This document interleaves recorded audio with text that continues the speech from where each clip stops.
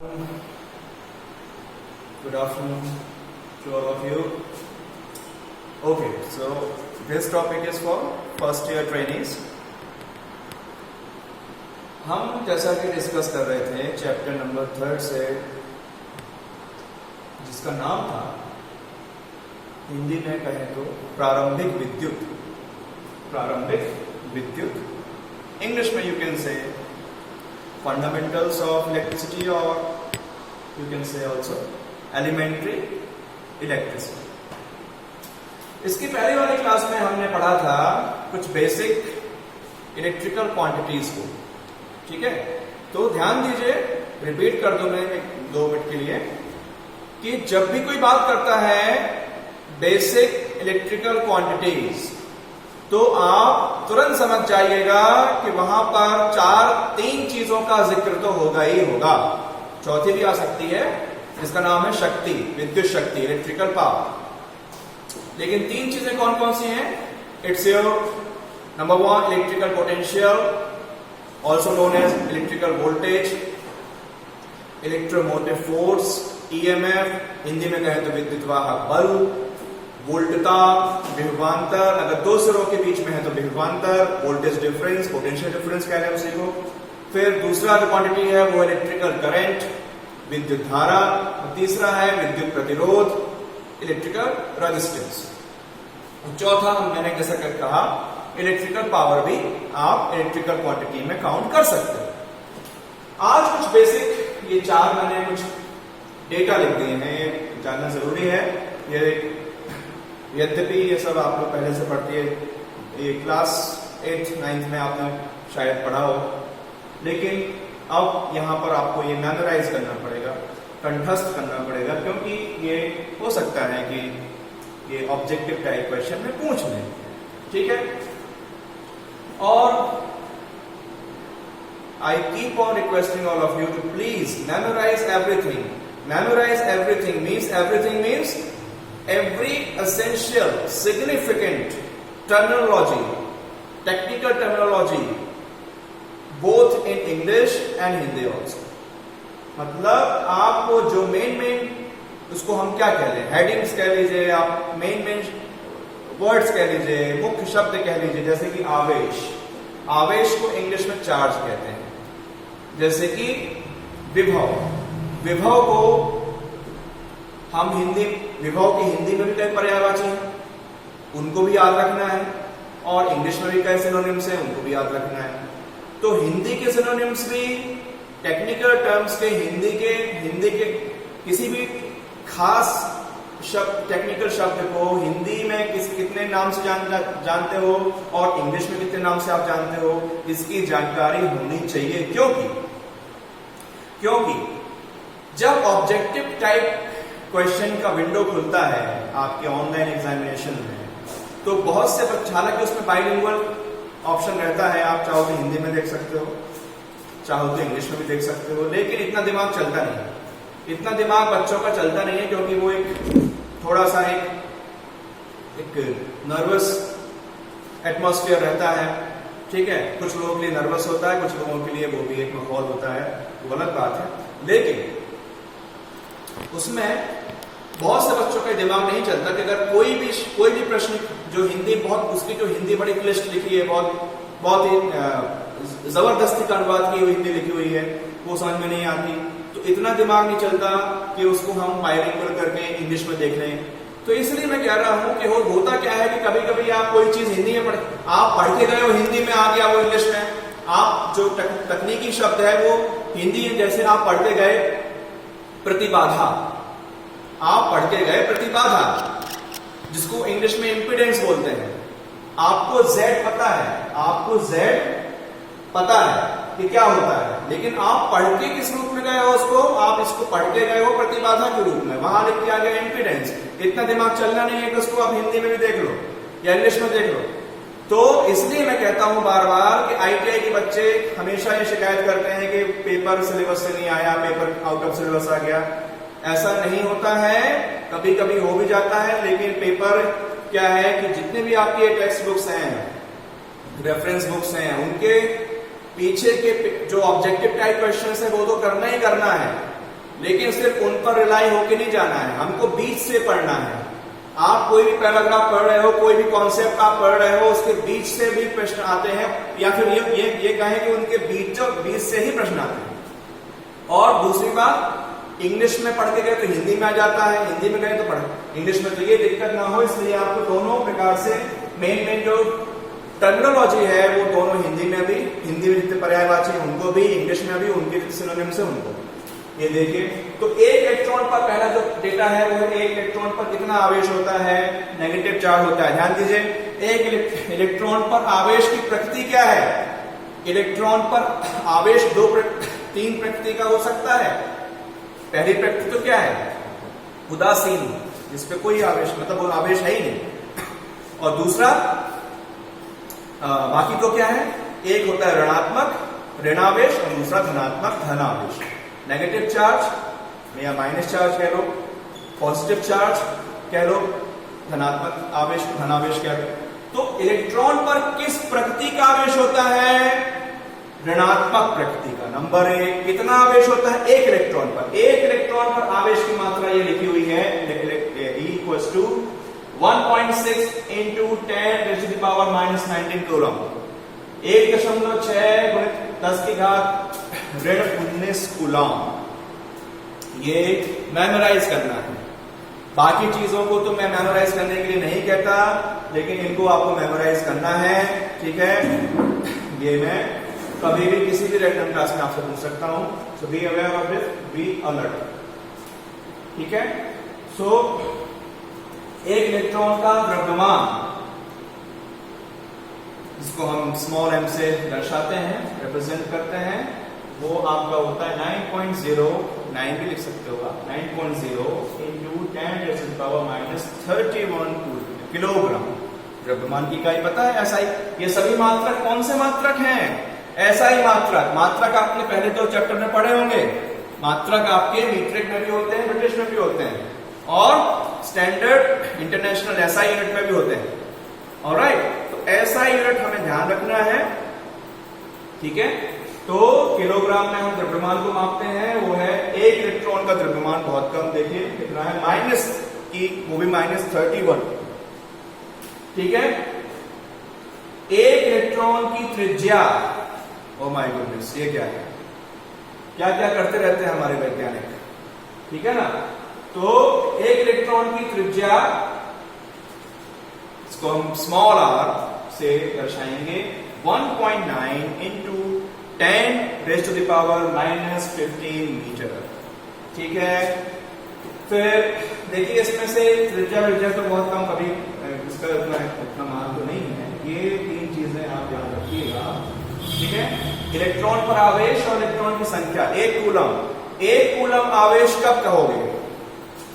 एक कूलम आवेश तब कहलाया जाता है जब 6.25 × 10⁻18 इलेक्ट्रॉन प्रति सेकंड किसी चालक से गुजर जाए, किसी चालक से। अच्छा, ये बताइए कि जब हम हमेशा चालक की बात क्यों करते हैं? जब भी हम विद्युत धारा, विद्युत विभव की बात करते हैं तो चालक की बात क्यों करते हैं? क्योंकि देखिए, पदार्थ में, आगे आप देखोगे, पदार्थ में मुक्त इलेक्ट्रॉनों की संख्या के आधार पर, उनके विशिष्ट प्रतिरोध के आधार पर, उनके प्रतिरोधकता के आधार पर, उनको हम 3 वर्गों में वर्गीकृत या क्लासिफाई करते हैं। पहला होता है चालक। बिल्कुल अभी बता दूं एक लाइन में, चालक वह होता है जिसमें मुक्त इलेक्ट्रॉनों की संख्या सबसे अधिक होती है, बहुत अधिक होती है। या फिर चालक, जो हम बचपन से पढ़ते आए हैं, चालक वो होता है जो विद्युत धारा के प्रवाह में हमको आसानी प्रदान करता है, या जैसे ऐसे पदार्थ जिनमें विद्युत का प्रवाह बड़ी आसानी से हो जाए, बिना किसी ज्यादा सिग्निफिकेंट हर्डल से। तो दूसरा होता है अर्धचालक। अर्धचालक हम बाद में पढ़ेंगे। कुचालक या अचालक, जिसको हम बचपन में बैड कंडक्टर्स बोलते थे, लेकिन यहाँ पे हम उनको बोलते हैं विद्युत रोधी इंसुलेटर्स। इंसुलेटर्स क्या? प्लास्टिक हो गया, रबर हो गया, कागज हो गया, लकड़ी हो गया, ये सब क्या है आपके? इंसुलेटर्स हैं, इनमें प्रतिरोध, इनमें मुक्त इलेक्ट्रॉनों की संख्या नगण्य ना के बराबर होती है। ठीक है, मुक्त इलेक्ट्रॉन क्या होते हैं ये मैं फर्स्ट क्लास में डिस्कस कर चुका हूं। तो मुक्त इलेक्ट्रॉनों की संख्या जिनमें बहुत ही कम होती है, जिन पदार्थों में वो तो चालक की तरह कार्य करते हैं, ठीक है, जिनमें से विद्युत का प्रवाह ना के बराबर होता है, वो आपके कुचालक हैं। ठीक है, और इनके बीच में जो होते हैं अर्धचालक, जिनकी चालकता चालक से तो कम होती है परंतु कुचालकों से थोड़ी अधिक होती है, वो अर्धचालक होते हैं, जिनकी बाहरी कक्षाओं में नॉर्मली 4 नंबर्स ऑफ इलेक्ट्रॉन्स होते हैं, 4 नंबर ऑफ इलेक्ट्रॉन्स होते हैं। ये बाहरी तो खैर ठीक है, ये बात की चीज है। तो किसी चालक से कितनी मात्रा के इलेक्ट्रॉन 6.25 इंटू 10⁻18 इलेक्ट्रॉन पर सेकेंड निकल जाए तो भाई तो 1 कूलम आवेश कहलाएगा। ठीक है, ऐसे ऐसे आपकी बुक में बहुत सारे डेफिनेशन, बहुत सारे डेटा, बहुत सारे म्यूचुअल रिलेशंस में लिखे हुए हैं, वो आप देख लीजिएगा। इसमें जो मेरा कंसर्न है, मुझे जो पढ़ाना आपको समझाना चाहिए, क्योंकि बाकी जो चीजें याद करने वाली हो तो आप याद कर ही लोगे। ठीक है, जैसे कि इसमें विद्युत ऊर्जा किसे कहेंगे, विद्युत ऊर्जा को हम गणितीय रूप में कैसे दर्शाएंगे, तो शक्ति गुणा समय। ठीक है ना, और शक्ति क्या होती है, एक चीज बताना भूल गया था, विद्युत शक्ति क्या है। विद्युत शक्ति एक चौथी क्वांटिटी, 3 क्वांटिटी तो मैंने लास्ट क्लास में बता दी थी, चौथी क्वांटिटी है विद्युत शक्ति।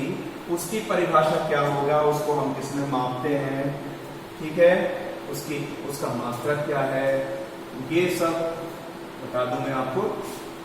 विद्युत शक्ति, इलेक्ट्रिकल पावर, सो विद्युत, देखिए यांत्रिक शक्ति की बात नहीं हो रही है, हम 2 चीजें पढ़ सकते हैं, विद्युत शक्ति, इलेक्ट्रिकल पावर और मैकेनिकल पावर। मैकेनिकल पावर तो आप कार्य करने की दर को या क्षमता को कहते हैं, यहां पर वो नहीं है, यहां पर है विद्युत शक्ति, इलेक्ट्रिकल पावर, इसे हम कह सकते हैं इलेक्ट्रिकल पावर, जिसे हम P से दर्शाते हैं। ये है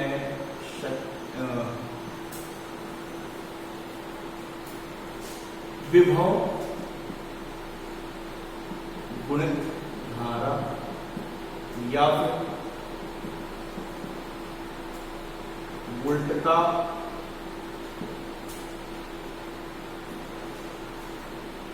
का वर्ग बटे प्रतिरोध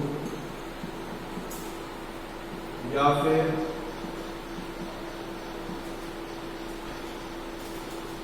विद्युत, फोन आ रहा है,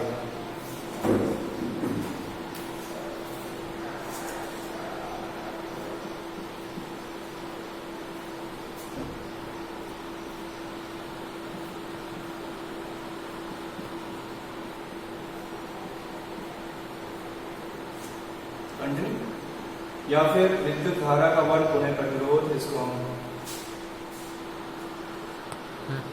ओके।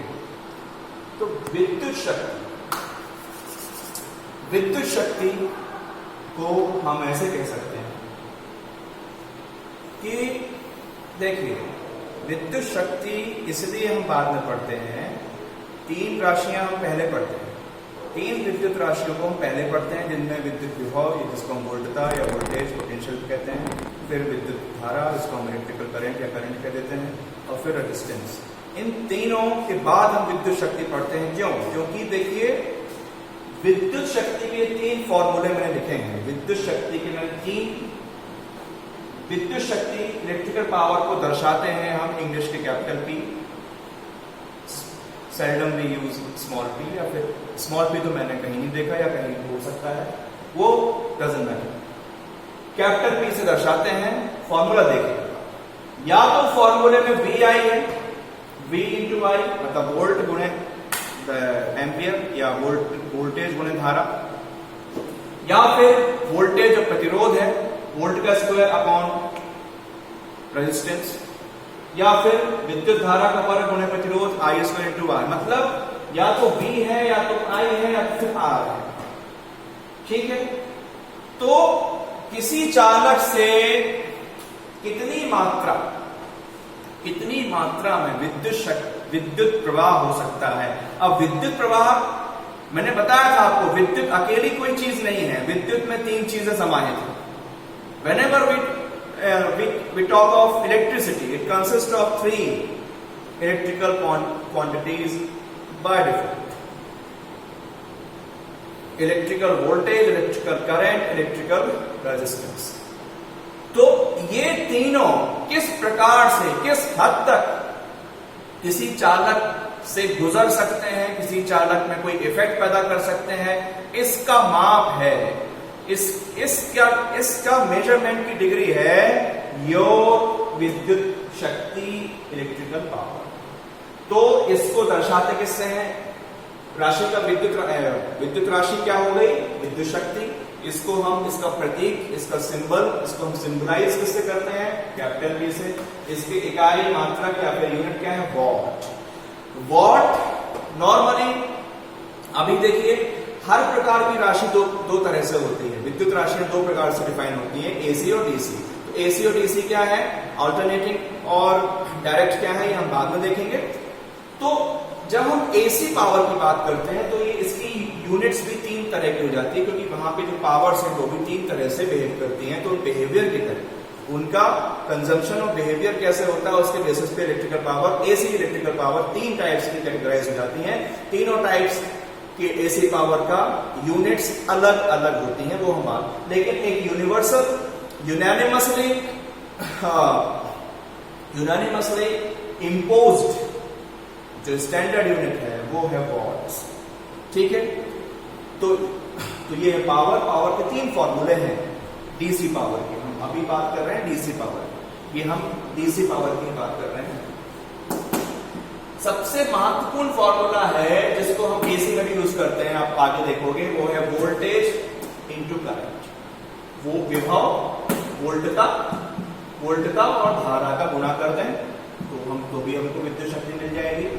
वोल्टेज का वर्ग करते हैं और उसमें हम प्रतिरोध से भाग देते हैं, V²/R, तो भी विद्युत शक्ति मिल जाएगी। या फिर यदि आपके पास विद्युत धारा है और रेजिस्टेंस है, ठीक है, तो विद्युत धारा का वर्ग करते हैं और प्रतिरोध से गुणा करते हैं, तो आपको I²R। तो V इंटू आई, तीन फॉर्मूले हो गए, V²/R, I² इंटू R। ये तीन फॉर्मूले you are suppose to memorise it, okay. आप सभी को ये कंठस्थ होने चाहिए ये तीन फॉर्मूले, VI, V²/R और I²R। इसकी इकाई वॉट्स या वॉट्स कहते हैं, ठीक है, अगर एक से ज्यादा तो वॉट्स कहेंगे, ठीक है। तो ये चौथी पावर है, चौथी इलेक्ट्रिकल क्वांटिटी है। इसके बाद हम आगे देखेंगे, नेक्स्ट क्लास में हम ये देखेंगे कि भाई अब विद्युत धारा अगर कहीं से बहती है तो उसके कितने प्रभाव हो सकते हैं। तो आप देखोगे विद्युत धारा के तीन प्रभाव होते हैं, धारा का चुंबकीय प्रभाव, धारा का ऊष्मीय प्रभाव और आपकी धारा का चुंबकीय, धारा का ऊष्मीय और धारा का आपका जबान से चल रहा है प्रकाशीय प्रभाव, ऑप्टिकल इफेक्ट। धारा के तीन प्रभाव हैं, है ना। रासायनिक प्रभाव भी है, चार प्रभाव है, तो वो हम नेक्स्ट क्लास में देखेंगे। केमिकल इफेक्ट, आपका मैग्नेटिक इफेक्ट, ऑप्टिकल इफेक्ट और उसका थर्मल इफेक्ट। तो ये चार प्रकार के विद्युत धारा के प्रभाव we will discuss in next class. Thank you very much.